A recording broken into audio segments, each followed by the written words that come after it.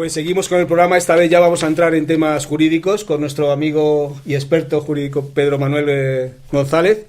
Y vamos a hablar del caso de la declaración de Marco Antonio Tejero, que ya hablamos el otro día, y que ya, Pedro, tú dijiste que era una declaración nula, o sea, que es temporánea, que no la iba a admitir el juez Castro. Sí. Y que efectivamente ha sido así. Sí, o sea, es una declaración que hizo ante el fiscal, no ante el juez, sí, ¿no? Y lo presentó. Sí, la cuestión es que es una declaración por escrito.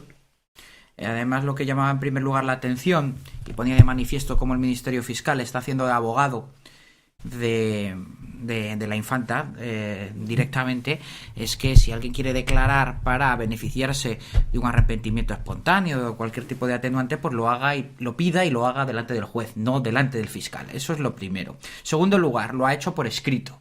Entonces es un documento y como tal tiene ese carácter de prueba documental. El juez Castro, yo creo que precisamente para que nadie dijera o para no abonar las tesis del fiscal de que hay una inadversión sobre la infanta o un afán especial en imputarla, y con ese yo creo que buen criterio de salvarse las espaldas, dijo que se tomara declaración como diligencia. Más que buen criterio, prudente. Prudente criterio. Porque bueno no es. No, prudente, efectivamente, para cubrirse las espaldas. Eso es. Lo que hace es citar. Es inseguro. Sí, lo que hace es citar a este señor, visto su testimonio por escrito, citarle para mañana precisamente, para el sábado próximo, y como una diligencia complementaria de la instrucción, aún estando finalizada la fase de instrucción y abierta ya la fase intermedia. Eso es lo que me gustaría que tú explicaras bien, porque para los no penalistas, y no digamos nada para los que no son abogados, y los que no ejercemos el penal, no distinguimos muy bien en qué se diferencia la terminación del periodo probatorio del inicio del juicio oral. Sí. ¿Qué hay? ¿Qué pasa ahí en medio? Bien. Eso es lo que quisiera que explicaras. Vale. Lo primero para explicarlo claramente, que en nuestro derecho procesal penal hay tres procedimientos principales de orden criminal. En el orden criminal, el primero, el sencillo, que es el juicio de faltas, en el que no hay una fase de instrucción y rige el principio de concentración. Todo es oral y en el acto, son para ilícitos que no son constitutivos de delito. Luego, el más grave, el opuesto en cuanto a la gravedad, sería el procedimiento ordinario, que tiene una fase de instrucción que se llama la fase de sumario y que finaliza con el auto de conclusión de sumario, y después la fase del procedimiento plenario. Y luego el tercer tipo de procedimiento, que es el que nos ocupa en este caso, que es el que se llama procedimiento abreviado, que es para unos delitos que no son de tanta gravedad como los que se llevan por el procedimiento sumario, pero que son delitos, son más que falta. Pueden llegar hasta penas de 12 años, si mal no recuerdo, de 9 a 12 años pueden llegar. Y esto tiene tres fases. La primera fase es la fase de instrucción, en la que el juez investiga los hechos, que es lo que está haciendo el juez Castro ahora mismo. Y esa fase de instrucción finaliza cuando el juez instructor ve que ya ha realizado todas las actividades de investigación y hay indicios suficientes como para dirigir la acusación frente a los encartados en el asunto. Y eso finaliza con lo que se llama, es un auto que formalmente se llama auto de continuación por los trámites del procedimiento abreviado. Es decir, él dice, aquí está finalizada todas las actividades de investigación, he tomado declaración a los imputados, a los testigos, he recogido todos los documentos, he recogido todas las pericias. Y esa terminación automáticamente no es el paso a juicio oral. No. Eso es. Termina. Ese auto de transformación y procedimiento abreviado abre lo que se llama la fase intermedia. En esa fase intermedia comienza dándole el plazo común de 10 días a las acusaciones y al Ministerio Fiscal para que planteen a la vista de lo actuado la acusación. Es decir, qué delitos se han cometido y qué pena pide para cada uno, y qué pruebas y qué irregularidad ha cometido el fiscal al redactar y el acusado, el imputado, firmar y presentar ese documento en ese momento. Pues que ya está. ¿Qué irregularidad procesal ha sido? Que ya está finalizada la fase de instrucción, porque el auto de transformación de procedimiento abreviado finaliza el trabajo del instructor, es lo que da carpetazo a la instrucción. Entonces, esa diligencia queda fuera de esa carpeta, fuera de ese expediente, fuera de la instrucción. Y naturalmente es devuelto el documento. Claro. ¿Y por qué a quién se lo devuelve? ¿Al fiscal? Al fiscal. ¿Y por qué al fiscal? Porque es el que lo presenta. no al que ha firmado el documento. No, claro, porque no lo ha presentado como partes. Eso es lo que a mí me llamaba muchísimo la atención que la otra vez. Que no es él el que lo presenta. Lo presenta a través del Ministerio Fiscal. Porque mis preguntas van a decir qué es esto. No. ¿Qué prevaricación hay aquí? Lo que hay es que se ve clarísimamente una estrategia conjunta de defensa para quitarle el muerto de encima a la infanta Cristina. O sea, es que es así de sencillo y de claro. Pero si el propio juez le devuelve el documento al fiscal, lo está acusando de que el fiscal es el que ha presentado el documento, que lo devuelve al mismo que se lo ha presentado. Lo ha puesto en evidencia. Pues eso es el colmo, es Claro, la peor venganza que le podía haber hecho el juez al fiscal. Es que el que le ha dejado con el trasero al aire al fiscal ha sido el propio Marco Antonio Tejero, porque claro, como bien decía usted, don Antonio, sí. protegiéndose por razón de cautela, lo que dijo, que eso sí que se lo permite la ley de enjuiciamiento criminal, a la vista de la solicitud de la diligencia, como diligencias complementarias, es tomarle declaración sobre lo que ponía en ese escrito, y para eso lo había citado mañana. ¿Y él se ha negado? Y él se ha negado, ha dicho que él, oiga, que no, que yo a mí he puesto esto por escrito, como lo deja intuir porque me lo ha dicho que lo haga el fiscal. No, es que es más grave. Es que es más grave. Con su actividad procesal lo demuestra. Es que es más grave que eso. Porque él se ha negado a declarar ante el juez, diciendo que él no se somete más a un interrogatorio. Claro. Lo que está asustado de la mentira que ha hecho. Claro. Asustado del documento que el fiscal le ha obligado a que firme. Y ahora cuando el juez lo llama para que confirme lo que ha escrito, dice: yo no me someto más a un interrogatorio. Pero de todas formas, este señor Marco Antonio Tejero ya había declarado y hay un documento de declaración. Estamos hablando de una cosa distinta. Ya lo sé. Es que terminada la fase, este documento. Sí. Pero es que la actitud de Tejero... Sí, se ha quedado a media salida como los malos porteros. No, es que está diciendo: yo no me atrevo más ya a ponerme delante del juez. Bastante mentido ya, bastante colorado me ha puesto, para que ahora me ponga otra vez amarillo. Claro. Esto todo lo que apunta es que se han reunido. Y yo lo digo, creo que hay que decirlo valientemente. ¿Quién se ha reunido? ¿Quién? Se ha reunido el fiscal y el abogado de este señor y ha dicho: yo voy a tener un trato benevolente contigo a la hora de acusar en la fase intermedia. ¿El abogado de quién? ¿De Tejero? De Tejero. Es que vamos a hablar con... Venga. El abogado juez, el juez y el abogado. No, el fiscal. El fiscal y el abogado de Tejero. Y ha dicho, y han llegado al acuerdo de hacer el escrito. De hacer ese escrito para hace el fiscal. Para ser más benévolo a la hora de acusar en esa fase intermedia. Y ahora el interfecto se niega a ratificar ese escrito. Claro, diciendo: yo no lo he hecho, yo no lo ratifico, eso no es mío. Eso no es lo que habíamos pactado. Eso es. Así de claro, es así, es que es así. Es decir, hay una violación de las normas procesales que son de orden público. Por tanto, hay una nulidad absoluta de pleno derecho de todo lo actuado y tiene que haber un responsable. Ese responsable es el fiscal. Desde luego. Y el fiscal obedece las órdenes del Ministerio Fiscal y del Gobierno. Sí. Y esta a su vez obedece las órdenes de Juan Carlos Abdicado. Exacto. Entonces, es decir, que están ahora adulando a algo que Leticia, la reina, no quiere que la adulen, porque ella no puede ver a un Targarín. Y entonces ahora están adulando al nuevo rey. Pero si la reina ya no quiere salvar a un Targaryen, ni tampoco quiere salvar a la infanta. Eso nadie se atreve a decirlo, pero es las relaciones de envidia, de celos, de una plebeya que se ve elevada al trono en una corte franquista de un reino fundado por Franco. Pues es como el que fundó Carlos V de los duques de Toscana, que no existían, y lo funda, y luego mira los crímenes correspondientes a aquel tiempo. Si en vez de ser ahora, y en vez de ser Palma de Mallorca, estuviéramos en Médicis, estaríamos asistiendo ahora al asesinato de Leticia, que tiene la suerte de que tiene una credencia, un mueble, donde tiene los muebles ella guardados y no come, por eso está tan delgada, por miedo al envenenamiento. Hay que decir que aquí quien sale reforzadísimo es el juez Castro, que tantos ataques había sufrido. Y bueno, pues ha actuado con una corrección procesal realmente escrupulosa. Porque no solo le devuelve el escrito, sino que le dice al fiscal: le devuelvo el escrito y preséntelo usted cuando corresponda. Es que se lo dice así. Pero un momento, ¿y cuándo corresponda? Con el escrito de acusación puede incorporarlo como prueba documental, pero solo como prueba documental. Sí, porque eso es lo que iba a seguir explicando Ah, ahora. venga, venga. La fase intermedia. Eso yo lo desconocía. ¿ves? Cuando está concluido el auto de transformación en procedimiento abreviado, se abre lo que se llama la fase intermedia.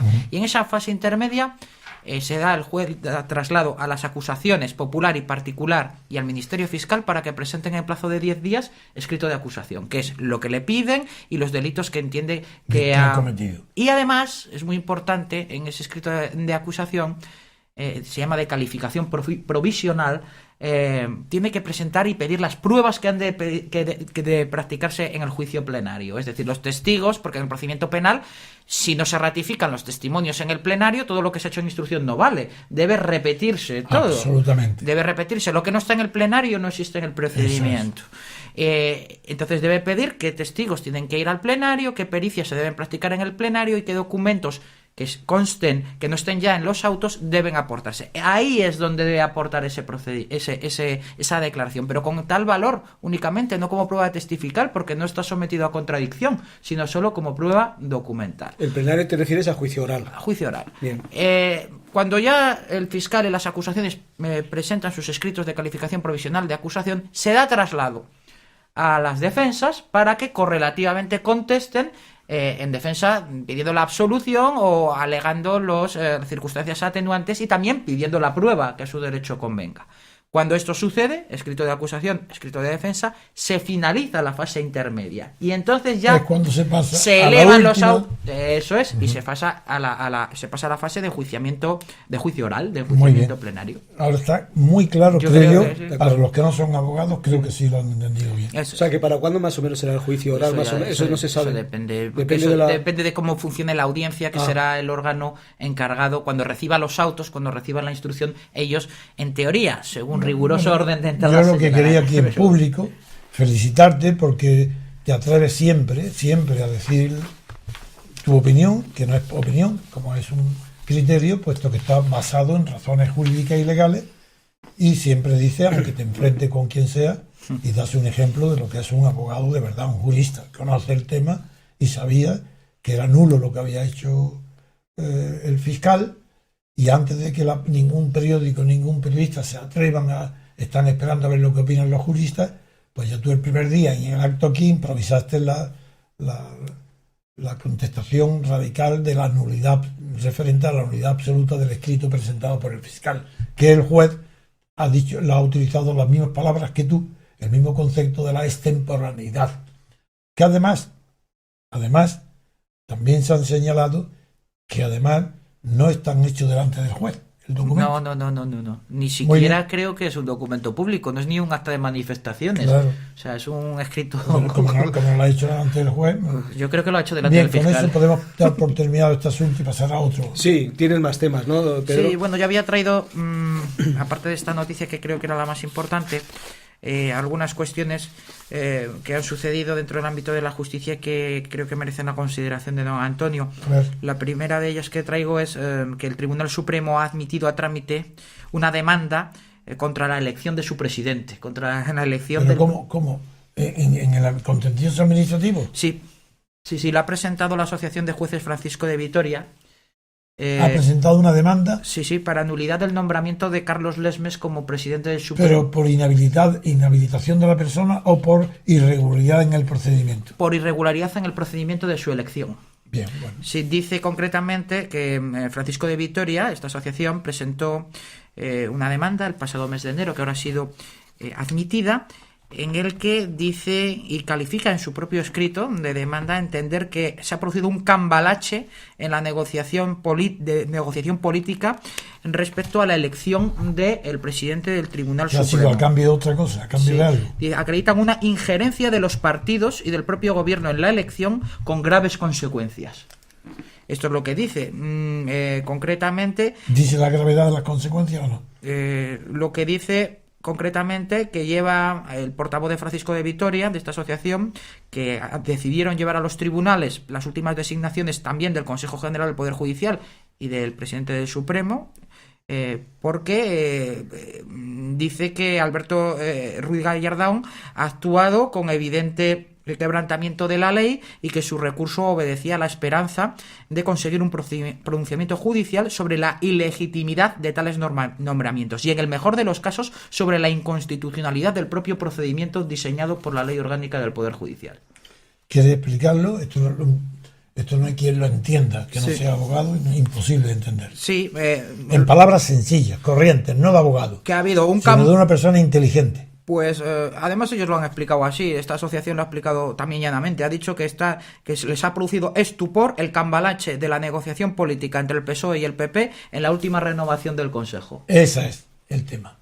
Bueno, y cómo estos jueces Victoria son tan ingenuos de llevar 30 y tantos años bajo una constitución que permite la legalidad de esas negociaciones entre partidos estatales para designar el lugar de los gobernados, ni del pueblo español, para designar todo lo que en España y en él tenga algún tipo de poder político. Por ejemplo, son los partidos los que designan los candidatos a ser elegidos diputados. Por tanto, son los partidos los que designan los diputados, porque si no está designado candidato no puede ser elegido.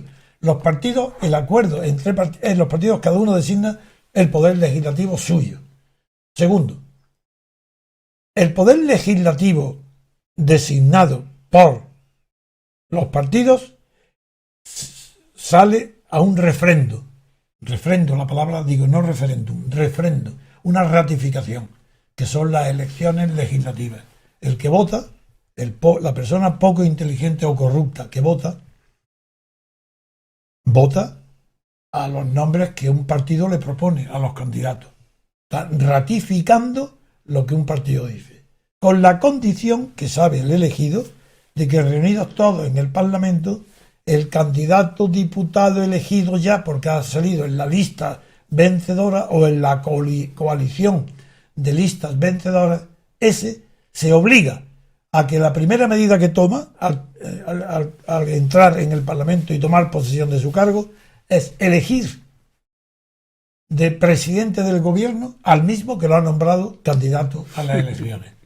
Ese mecanismo es exactamente el cambalache. Si hablan cambalache, perfecto, venga, cambalache. Primer cambalache. El legislativo nombra al ejecutivo como cambalache previamente acordado entre el PP y el PSOE. Segundo, jueces. ¿Pero de qué protestan estos Victoria? Si el Consejo del Poder Judicial es un cambalache íntegro. Bueno, cada vez menos. Sí, es cambalache porque todavía hay alguno que sea del PSOE o del partido minoritario, pero es cambalache entre los partidos PP y PSOE, porque a cambio de poner cada uno sus consejeros para el Poder Judicial, a cambio de eso tienen la protección de los jueces para todos los asuntos políticos. Y todos recordamos cómo Felipe González, por ejemplo, se pasea por España triunfante después de los crímenes de los GAL y de enterrar en Calviva a personas supuestamente o de cautivar, raptar, secuestrar a un francés inocente, Segismundo Morey, ¿cómo se llama? No me acuerdo cómo Segundo Marey, ¿no? Segundo Marey. Yo quería decir Segismundo Moret. Bueno, pues otro cambalache.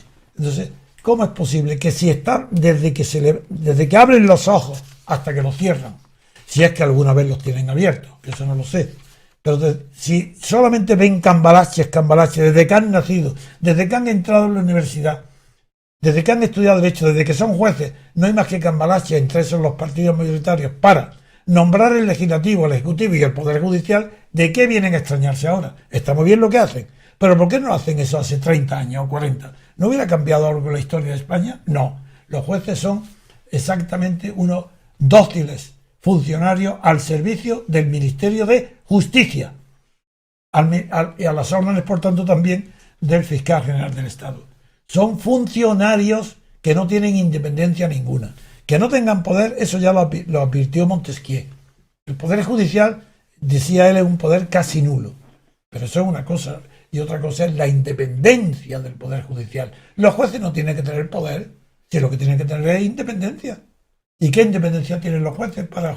Tuvieron la independencia para juzgar toda la corrupción espantosa que domina la escena política española, que fue esto hecho ayer. Toda esta corrupción viene desde que empezó la primera legislatura. España está corrompida hasta la médula. Los seres, pero si no estáis viendo que eso no es... Y los cursos de formación profesional. O Bárcenas, ahora Bárcenas resulta que está complicado también con la mafia siciliana. Pero si es que no hay nombre para designar con epítetos que puedan sonar bien a los oídos la corrupción española. Corrupción total de todos los partidos. Y hablo desde el punto de vista moral, corrupción de los jueces. ¿Qué es Pascual Salas? Ese pequeño enano que se creyó el Lord Protector de Felipe González, prohibiendo a los jueces que lo citaran como testigo en aquellos juicios, donde Aznar se comprometió a aportar las pruebas, que luego negó también. Y digo, este Pascual Salas, que le llamé yo en un artículo Lord Protector del crimen, porque él no quiso que se citara como testigo a Felipe González para no estigmatizarlo. Un concepto tomado de la jurisprudencia y de la doctrina anglosajona inexistente en España. Hasta ese punto, y ahora vienen estos jueces ¿a qué? ¿A presumir de qué? Venga, ya era hora, venga a hacerlo, para plantar cara, muy bien hecho. Yo digo nada más que eso no es nuevo. Eso empezó el mismo día en que empezó a aplicarse la Constitución. El primer día de la Constitución ya existía lo que ahora está denunciando la Asociación Francisco de Vitoria. Pero enhorabuena, aún con ese retraso de 40 años, y aunque haya, o 30 y tanto, y aunque haya costado tanto sangre, tantos daños, tanta injusticia, tanta impunidad de los crímenes, entre otros, de la corrupción de Juan Carlos, que es la misma que un Dargarín cuando dijo, ¿por qué no voy a hacer yo lo mismo que hacen los demás? Estaba diciendo literalmente, ¿por qué no voy a hacer yo igual que mi suegro? Pues hago lo mismo, porque estoy... Lo raro, conociendo como conozco yo personalmente a Juan Carlos, lo raro es que en los negocios de un Dargarín no pusiera la mano también Juan Carlos, que tuviera parte. Yo lo que me temo aquí, don Antonio, es que esto es algo de cara a la galería, pero para justificar una pretensión que vienen manteniendo ya desde hace tiempo las asociaciones judiciales de entrar ellos directamente en el cambalache. Es decir, que... A ver, sí. Sí, claro, que las propias asociaciones quieren ser esa especie de parasindicación judicial y que ellos, como asociaciones, puedan también nombrar miembros en el Consejo General del Poder Judicial. No solamente es eso, sino que yo no tengo ahora tiempo para recordar desde hace 30 años la cantidad de veces que uno u otro de los sindicatos de jueces, porque ese es el nombre que se le pone, porque tienen prohibido la palabra sindicato, pero es igual, las asociaciones son sindicatos, porque ellos consideran que el Poder Judicial son ellos. Eso, ahí quería yo exactamente, llegar. Ellos tienen, y es verdad, que tienen un Poder Judicial que no les corresponde, porque Poder Judicial no tienen nadie. Si yo invito otra vez a todo jurista, a toda persona corriente, a todo que coja la Constitución y lea, busque el título Poder Judicial, que lo lea, veréis que vais a encontrar con una pequeña sorpresa, que no existe. Que pone el título Poder Judicial y debajo no hay ni un párrafo que hable del Poder Judicial. Y en su lugar, debajo del epígrafe que dice Poder Judicial, debajo de él hay ya un texto que empieza en plural, diciendo los jueces en plural, pero que el Poder Judicial no es plural, es único. Es como el poder del gobierno, no puede haber en plural, es uno. Bien, pues ahí dice, los jueces serán independientes en el ejercicio de su función. Y a eso le llama Poder Judicial. Que en conciencia un juez tiene que fallar, sin escuchar a nadie. A eso, figuraros, a eso le llaman Poder Judicial. Ese no es el Poder Judicial.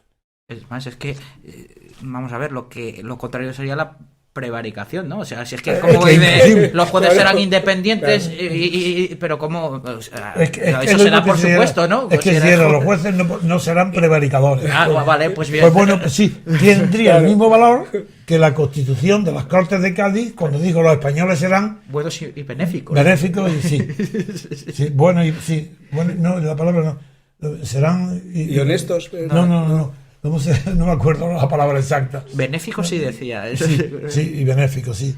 Serán buenos y benéficos, no sé. Bien, en fin, es algo tan ridículo que todo esto es la falsedad de la Constitución.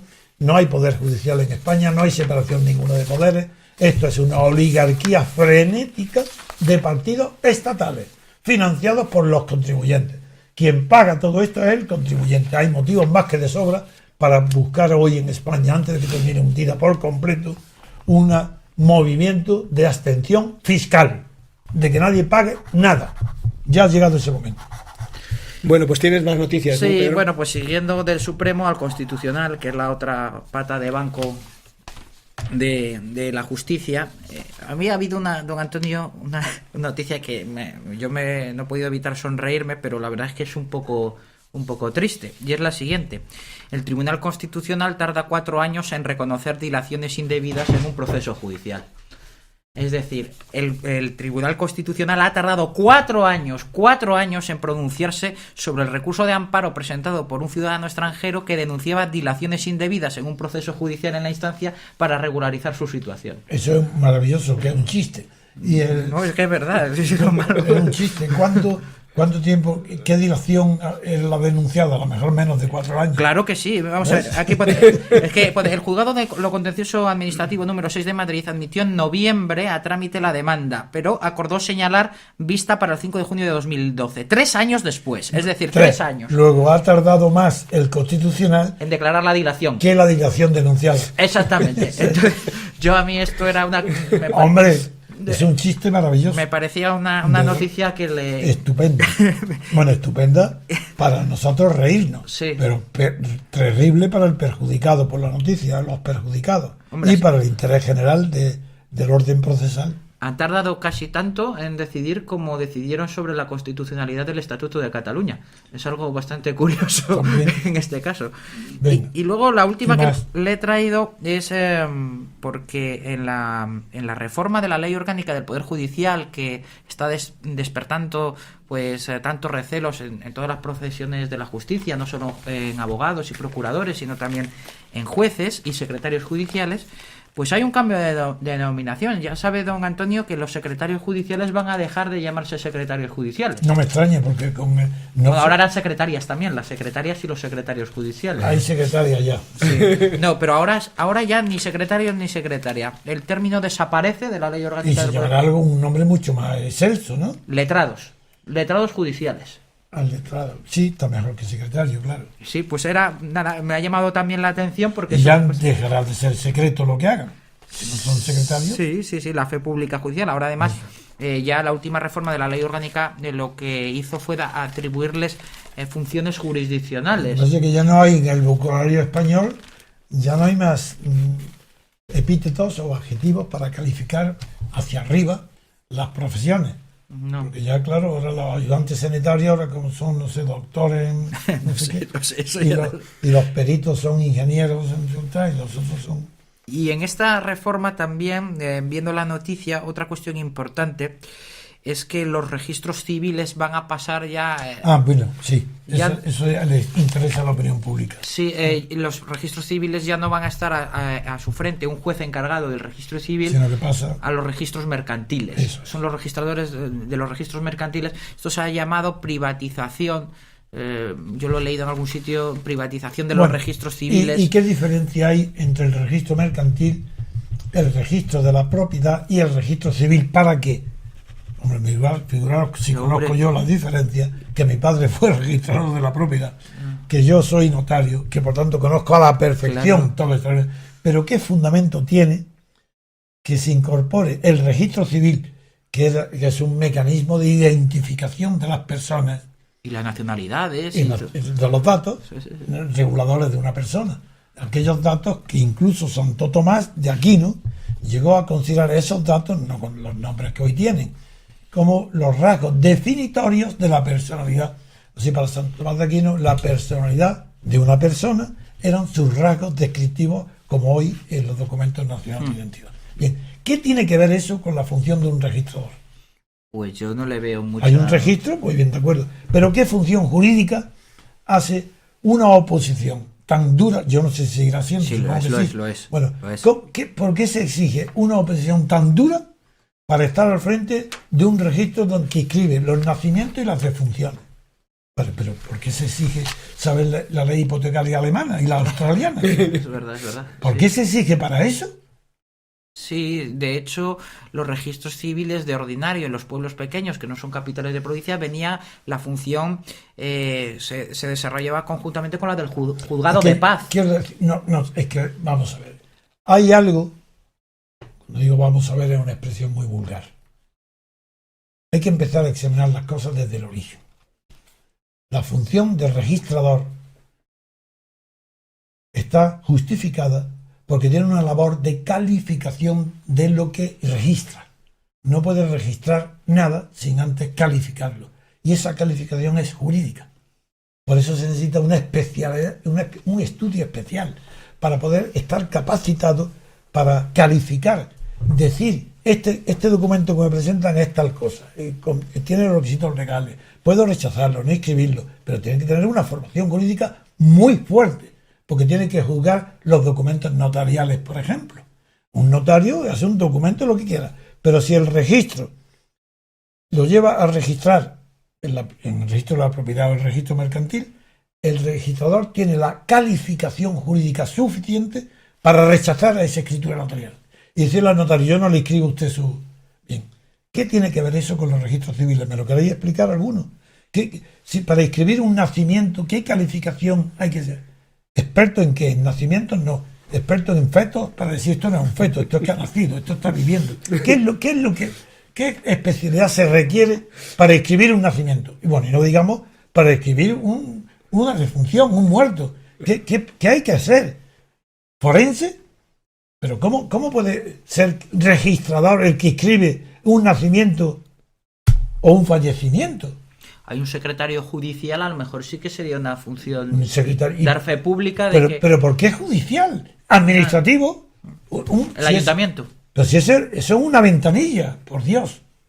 Una ventanilla de todos los ayuntamientos que tengan el registro de nacimiento y de funciones. Ya está. Quizás la función más trascendente que ahora llevan los registros civiles es la del reconocimiento de las nacionalidades. Eso ya es otra cuestión, porque requiere, claro. Claro, ahí a lo mejor, pero incluso ahí yo creo que es que, como usted dice, don Antonio, o se queda corto o se pasa a la función del registrador, porque para reconocimiento de la nacionalidad a lo mejor sí que es necesario. Hay una demagogia para que hoy los obreros ya no son obreros, son trabajadores.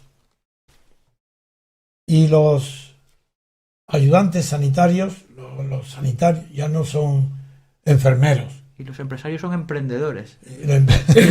Sí, como hay una demagogia para calificar a las personas por títulos que no tienen, que tenían otra naturaleza, pues esto es igual.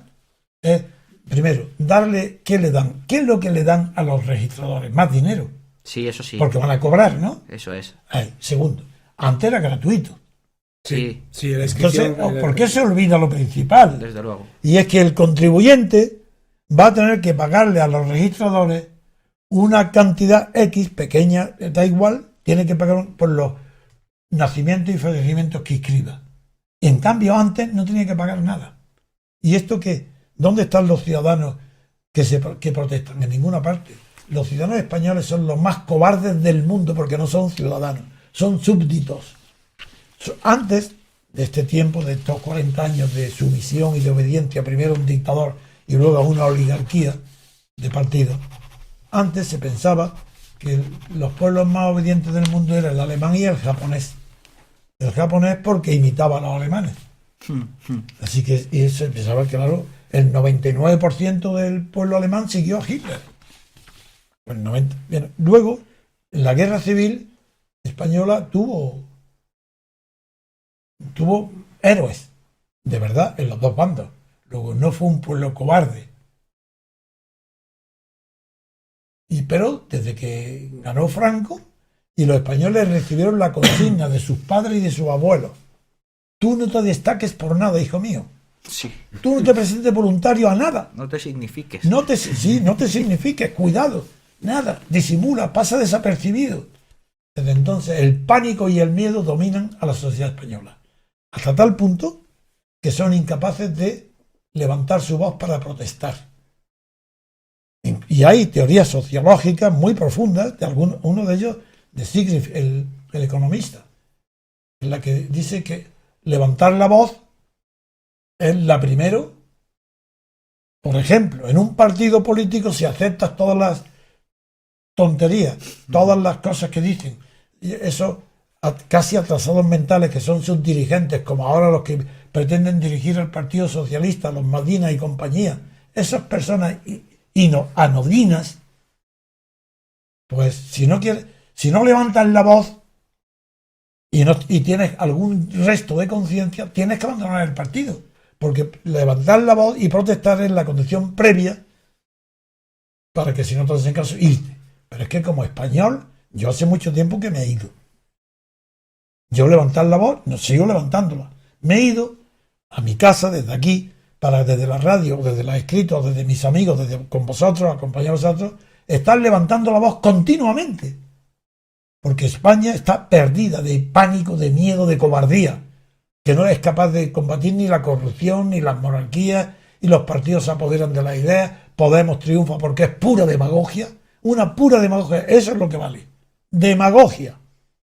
La igualdad, qué maravilla, venga, todos iguales. Pero ¿cómo todos iguales? ¿Qué significa? ¿Todos iguales de qué? ¿De inteligencia? ¿De belleza? ¿Por qué? Ah, claro, las mujeres le ponemos minifalda, pues ya son todas iguales. Pues no, señor, porque hay muslos bonitos y feos. Y ya no son iguales. Y entonces, claro, que la pobre campesina que tiene los muslos cortos, feos, ya tiene que ser igual. Pues no es igual. Pues que se ponga la falda larga y los talos. Porque yo odio, tengo verdadero odio a la demagogia de la igualdad. Porque con libertad se puede aspirar a la máxima igualdad posible. Y sin libertad, todos son iguales como esclavos. Y España hoy hay la igualdad de la esclavitud. Todos son esclavos, hombres y mujeres. Y odio la demagogia del feminismo. Le odio la demagogia de los homosexuales. Odio todo lo que es desigualdad elevada a igualdad. Pues no, señor. Lo que es desigual sigue siendo desigual, aunque aparente títulos de nobleza. Y se llamen, en vez de secretarios, como has dicho que se llaman letrados. Ahora, letrados. Bueno, pues eso sigue siendo igual que antes. Lo mismo, que se les cambia el nombre, miembros y miembros. La profecía de Felipe González ha fracasado. Porque no sé, yo todavía lo de miembros lo decía ella, pero ya no lo dice nadie. Yo no oigo ya decir miembros y miembros. Eso lo decía Viviana Ido, ¿no? Creo, ¿no? No, fue la mujer de Felipe González la primero. Sí, eres mucho más joven que yo y tú crees que Viviana Ido, que fue una imitadora y seguidora de esa demagogia. Carmen Romero. Sí. Carmen Romero. Esa Carmen fue la Romero. que dijo miembros y miembros. Carmen Romero. Y tenía pretensiones intelectuales porque era además profesora de la universidad. No. Ha ido esa. Bueno, esa es una pobre mujer, pero con 100.000 euros de sueldo o más en la ONU. Sí, está en Nueva York. Sí.